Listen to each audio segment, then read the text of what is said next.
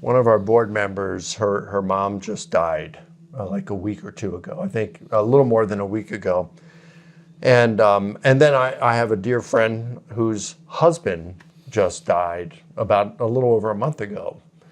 And another one of my board members, his dad died a year ago. And, you know, I was able to say some encouraging words to them. Yes. Things that really encouraged me when both my mom died and then my dad died a year later. It's like, wow, you know, I love them both. But I grieved their death, but I knew that I was going to see them again. In the relatively near future, I was going to see them again. Now, what really hurt was about 6.5 years ago, our beloved dog died that we had for 16.5 years. And we loved that dog. And it was the most heartbreaking day of my life, I think. You say, well, how can that be? You know, you grieved more over the death of your dog than your parents? Yes. Why? Well, because Jesus guarantees that because my parents were followers of him and I'm a follower of Jesus, that I'm going to see them again, that our life does not stop at the grave. It continues, eternal life with Christ in heaven. And but I don't have that kind of promise from Jesus regarding my dog. And to think that that dog may have taken its last breath and I'd never see it again. It just ceases to exist forever. C.S. Lewis thought maybe. Ooh. I know, and that's encouraging. I know Bill Craig thinks that our pets can be in heaven. Dogs, yes. Cats, no.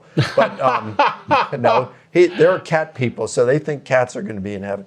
But hey, but by the way, Paul, before we go, Paul's verse in 1 Thessalonians, we do grieve, but not as those without hope. That's right. Exactly the expression of you and your parents. That's right. We grieve, but not as without hope. Because it says in the context, Jesus was raised, and that's the answer. So we can teach the same thing from the Apostle Paul on. And by the way, the whole topic of this conversation is how do we move from apologetics to ministry? And we're discussing grief, suffering, and how do you preach that first sermon with the casket in front of you? If you're a pastor, how do you do that?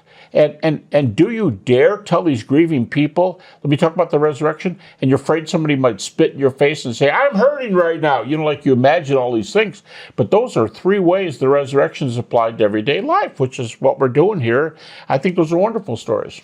You know, well, thanks. I've had 2 other close friends die within the last few years.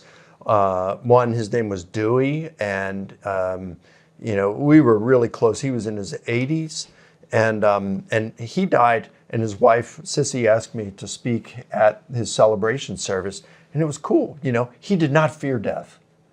He wasn't hesitant about dying at all because he had the confidence that he had wonderful. Eternal life. And then the other, her name was Mary. She and her sister and 2 brothers grew up just 2 houses down from us. I mean, you know, we're talking in Baltimore County. They were 30 feet from us, you know, in our row homes, and they were, you know, she died. How about Nabil? Yeah, Nabil. Yep. Well, I didn't speak at his thing. No, but you still went through some. But Mary, I was asked her brother Rich that I grew up with. He was a good friend. He asked me to speak at her celebration service, and she wanted it to be evangelistic, and so I spoke at that. But what a difference it is when you know that the person in the casket, or the person, if it's a celebration service, they're already in the ground or cremated or whatever, that you know that they're with the Lord. It makes all the difference in the world, doesn't it? I just wish I could have had that same comfort about my dog, but the fact that I didn't showed that what a blessing it is. I mean, what a blessing it is to have that hope, because if we didn't have that hope, if it was like the dog, if I were an atheist and I didn't have, I mean, that's not why you become a Christian, because you believe it's true. but one of the benefits is that hope.